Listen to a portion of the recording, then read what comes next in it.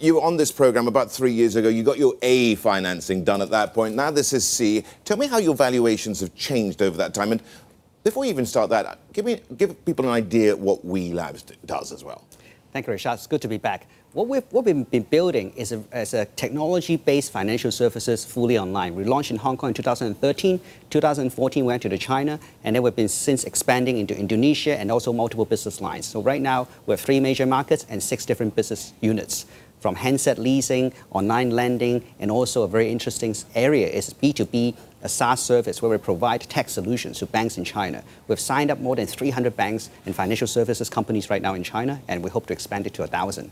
Second part of the question, I mean, you were a unicorn when you came in 3 years ago. Are you a double unicorn now is the point? What's the valuation looking like with this sort of fundraising? Obviously, there's a good bump in the valuation for this round. But what is it? We don't publicly share the unit valuation, but I'm happy to share that this is according to the Hurun, which is a China ranking for unicorn. We are probably the top 10 in Greater Bay Area unicorns across all industries. Okay, tell me, what do you use the money for? Okay.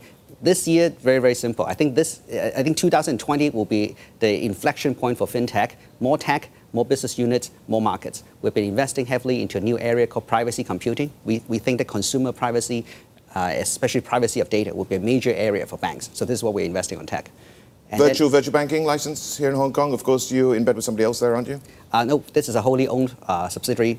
It's a wholly owned subsidiary of WeLab. We'll be launching it by ourselves. We're very, very excited about this. This is one of the new things we'll be doing next year. We're going through the soft launch preparation now. We hope to do it in early next year. What's it going to be called? WeLab Bank. WeLab Bank. WeLab Bank. Does that then also mean that you penetrate into Southeast Asia as well and go for a Singapore banking license too? We've been looking at that market for a little while. We've been talking to different parties. We're keeping a close eye on this. Obviously, the way they plan to issue the license is slightly different from how Hong Kong is doing it. So we're still thinking about it.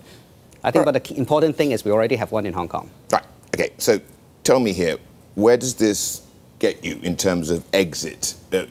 Is there an IPO in the works here as well? We've been looking at this, but we didn't really like how the market was a little bit volatile since. It didn't bother Alibaba.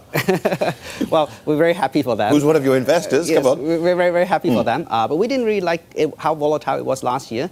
We went for the route of a pirate round. I think what we see in the market, interestingly, is not the lack of capital.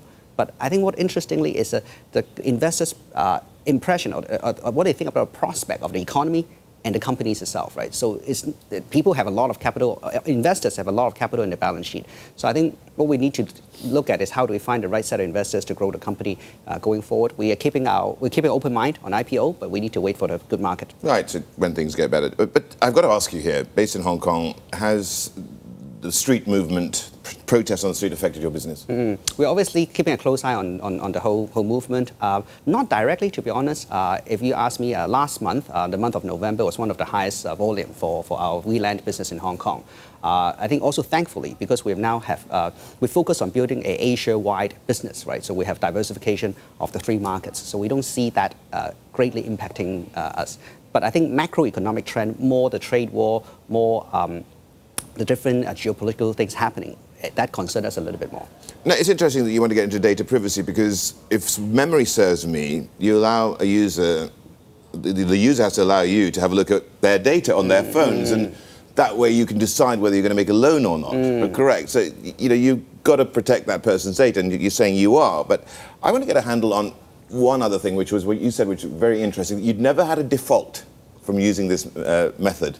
Have you had one since? What we did have is a fraud loss, meaning people who are a fictitious borrower. For credit loss, we do have some. For fraud loss, none. Still very good record, because we're able to use technology to identify people's identity.